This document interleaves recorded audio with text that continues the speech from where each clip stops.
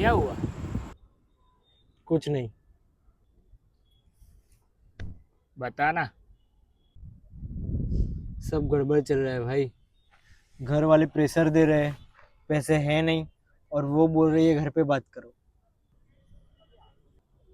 पर मैं खुद ही कुछ नहीं कर रहा। मैं क्या बोलूं?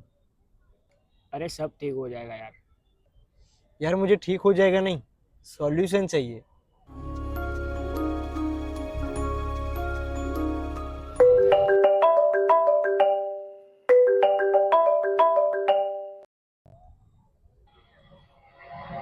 अरे टेंशन मत ले, मैं हूं ना। बाद में बात करते हैं। हाँ बेबी।